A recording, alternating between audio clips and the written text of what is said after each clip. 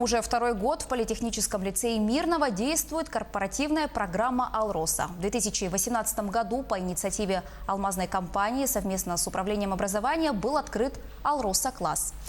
Сюда набирали учащихся разных школ Мирного. Сейчас они обучаются по усиленной программе. С ними занимаются опытные преподаватели не только лицея и Мирнинского политехнического института, но и федеральных вузов. И это дает свои плоды. Для чего запустили такой проект и какие результаты он уже дал, смотрите в следующем сюжете.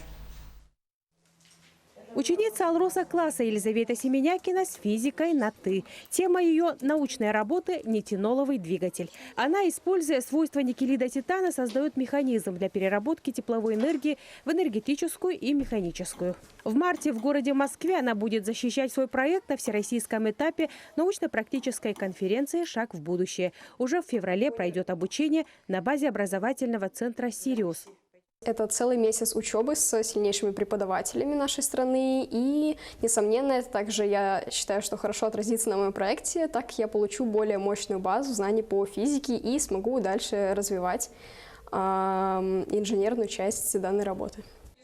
Сегодня учащиеся Алроса-класса успешно участвуют не только в районных, но и в республиканских, всероссийских конкурсах. Сафрон Мыреев после победы на республиканском также готовится ко всероссийскому этапу конкурса «Шаг в будущее», который пройдет в Москве. Яков Андреев вместе с Елизаветой Семенякиной становились призерами Азиатско-Тихоокеанской конференции юных исследователей. Также молодой человек в составе команды политехнического лицея принимал участие в республиканском фестивале «Робофест». Учащиеся, занимающиеся робототехникой, соревновались по различным направлениям. По его итогам Мирнинская команда заняла первое место, тем самым выиграв путевку на финальный этап, который пройдет в конце марта в столице страны. Готовились ребята, во-первых, по физике, естественно, большое спасибо учителям физики, смогли их хорошо подготовить. Ну и плюс мы занимались с робототехникой очень плотно, то есть долго, все каникулы ребята здесь сидели, мы собирались с 11 утра, последнюю неделю сидели до 9, до 10 вечера. Сейчас я готовлюсь к турниру юных физиков, который будет проходить в Новосибирске.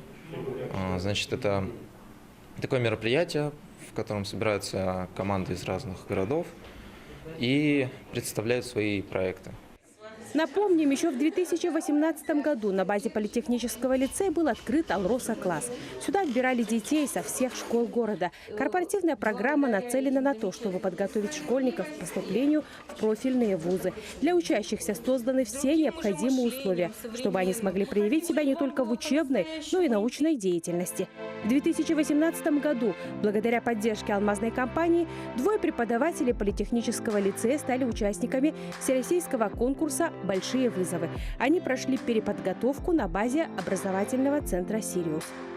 В процессе обучения каждому слушателю под научным и методическим руководством со стороны образовательного центра предстояло разработать и провести апробацию в своей образовательной организации образовательной программы для одаренных детей. Вообще, надо сказать, что образовательный центр «Сириус» – это цель его раннее выявление, развитие и поддержка одаренных детей. Задача Алроса-класса – выявить и развить различные качества в детях, причем уже на ранних этапах. Такой подход дает свои результаты, говорят педагоги. Иванна Филиппова, Илья Засухин, телеканал «Алмазный край».